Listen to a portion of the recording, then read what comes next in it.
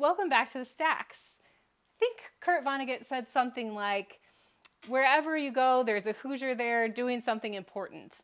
Well, in our collection, we do have stories of Hoosiers who left Indiana and did some other important things.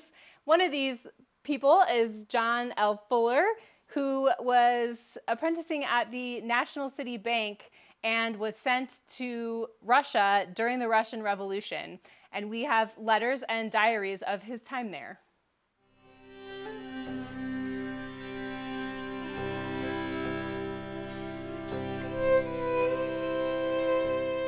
John Lewis Hilton Fuller was born in 1894 and grew up in Indianapolis during a period of big changes in Indiana and the world.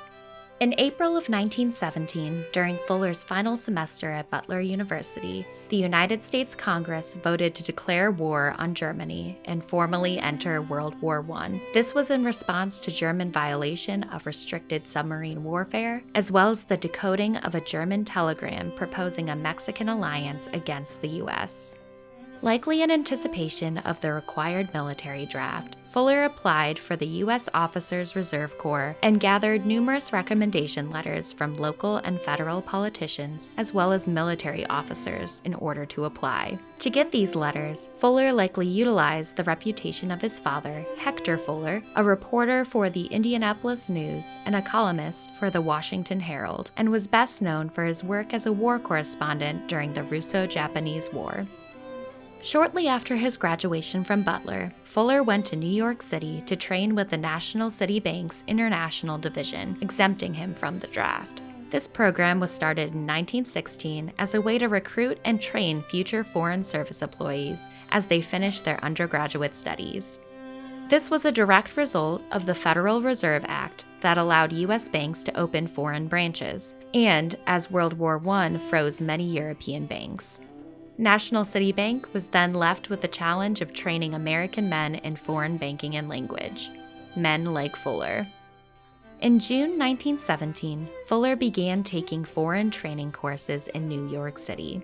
Just 2 weeks later, he was assigned to finish his training at the newly opened branch in Petrograd, Russia, today known as Saint Petersburg. On August 17th, at age 22, Fuller set off on his first trip abroad via the SS United States through the Scandinavian American Line Company. Fuller documented his 3-week journey, excitedly talking about the wild adventures he and his co-workers would have and their future careers as bank managers and presidents. Fuller was a frequent letter writer and documented his trip overseas to his family, often having to wait in long lines to use the company typewriter to send letters back to the U.S. His early letters documented his Russian language lessons, complaints on the cost of clothing, and the growing shortages of food. While his letters were often recounts of his daily activities, Fuller's journal was packed with his experiences facing culture shock and his initially low opinions of the Russian people. Fuller also noted the anticipation in the city from the growing Bolshevik Party, a radical faction of the Marxist Russian Social Democratic Labor Party, led by Vladimir Lenin. This unrest came to a critical point in early November 1917, when Fuller documented hearing frequent gunshots and news of the government buildings and palaces being overtaken by soldiers.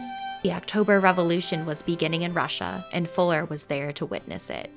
The following letters to Fuller's family in Indianapolis mentioned very little of the revolution in Russia, other than the overall fear of mail being censored or never making it to the U.S. at all. With the growth of the new Russian government, private banks were forcibly being shut down, including National City Bank. By spring of 1918, Fuller and his remaining co-workers fled to work briefly in Vologda, a city 8 hours east of Petrograd.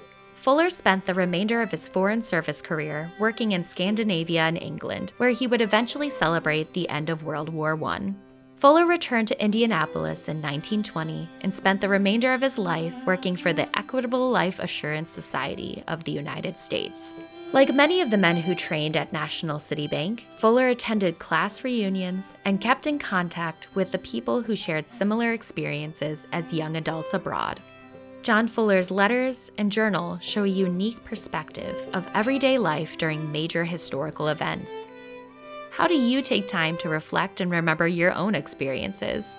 Do you collect memories through photos? Or maybe you keep a journal, just like Fuller. Thanks for exploring the stacks with us, and we hope you join us for what we unbox next.